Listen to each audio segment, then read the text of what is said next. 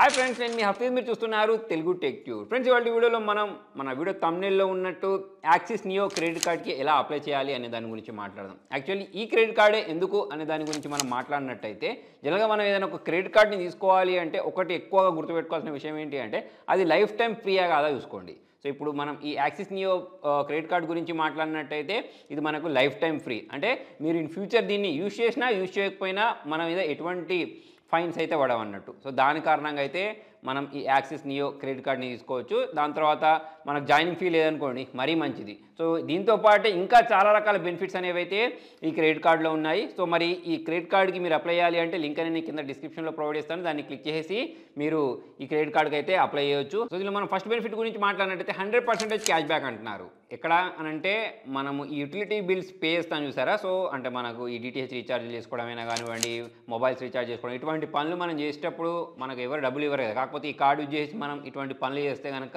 మనకు up to 300 వరకు cash back ఇస్తా అని చెప్తున్నారు. సో ఇందులో మనకు ఇంకొకటి ఏంటి అంటే, ఈ పేమెంట్ అనేది కార్డు ఇష్యూ అయిన 30 days లోపల ఉంటుందన్నట్టు ఈ బెనిఫిట్ అనేది. ఇంకోటి, ఎవరైతే ఎక్కువగా జొమాటోలో నుంచి ఫుడ్ ఆర్డర్ చేస్తూ ఉంటారో వాళ్ళకి ఇంకో మంచి బెనిఫిట్ ఉంది. అదేంటి అంటే అప్ టు 40% వరకు మనకు ఆఫ్ ఉంది జొమాటోలో. అయితే ఎవ్రీ మంత్ దీన్ని మీరు 2 times మాత్రమే యూజ్ చేసుకోగలుగుతారు. మరి ఎవరైతే మాటికి జొమాటోలో ఫుడ్ ఆర్డర్ చేస్తారో వాళ్ళకు కూడా ఇది మంచి బెనిఫిట్స్ ఇస్తుంది. ఇంకోటి ఏంటి అంటే, ఎవరైతే ఆన్లైన్ నుంచి షాపింగ్ చేస్తుంటారో, ఎస్పెషల్లీ మింత్రా నుంచి షాపింగ్ చేస్తూ ఉంటారో వాళ్ళకు కూడా 10% ఆఫ్ ఉంటుంది. అయితే ఇది ఓన్లీ ఎవ్రీ మంత్ 2 times అట్లా కాకుండా ఇప్పుడు షాపింగ్ చేసినా సరే 10% వరకు మీకు దీనిలో డిస్కౌంట్ అయితే దొరుకుద్ది. సో ఇది ఒక బెనిఫిట్ ఉంది. ఇంకోటి ఏంటి అంటే, మనము అమెజాన్ పే యూజ్ చేసి యూటిలిటీ బిల్స్ పే చేస్తూ ఉంటాం కదా.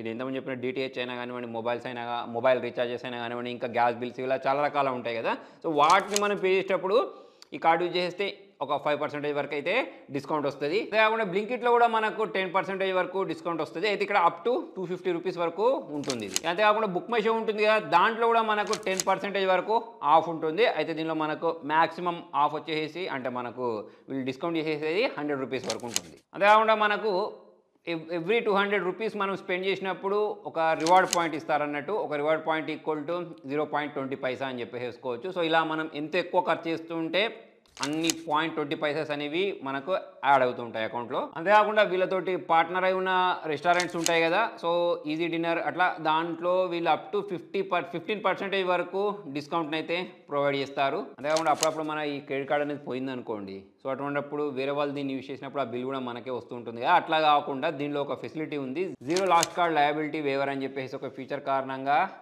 ఆ కార్డు పోయినప్పుడు మనము కంప్లైంట్ చేస్తాం కదా, అటువంటిప్పుడు వాళ్ళు యూజ్ చేసినా సరే ఆ బిల్ అనేది మన మీద పడకుండా ఉంటుంది. సో ఇన్ని రకాల బెనిఫిట్స్ అయితే ఈ కార్డులో ఉన్నాయి. నాకైతే బాగా నచ్చిన బెనిఫిట్ ఏంటి అంటే, మనకు యాన్యువల్ ఫీ లేదు చూసారా. సో అదైతే నాకు బాగా నచ్చింది. మరి మీకు ఇన్ని బెనిఫిట్స్లలో ఏ బెనిఫిట్ అనేది నచ్చింది అనేది కింద కామెంట్లో రాయండి. మరి దీనిలో ఎలిజిబిలిటీ క్రైటీరియా గురించి మాట్లాడినట్టయితే 21 సంవత్సరాల నుంచి 60 సంవత్సరాల మధ్యలో ఉన్న వాళ్ళు దీనికి అప్లై చేసుకోవచ్చు. సాలరీ వాళ్ళైనా, సెల్ఫ్ ఎంప్లాయిడ్ అయినా ఎవరైనా అప్లై చేసుకోవచ్చు. మీరు ఒకవేళ సాలరీ అయితే నెలకి 21,000 సంపాదిస్తూ ఉండాలి, సెల్ఫ్ ఎంప్లాయిడ్ అయితేనేమో 30,000 వరకు సంపాదించే వాళ్ళు దీనికి అప్లై చేసుకోవచ్చు. మరి మీకు ఏమైనా అవసరం ఉంటే దీన్ని అప్లై చేసి చూడండి.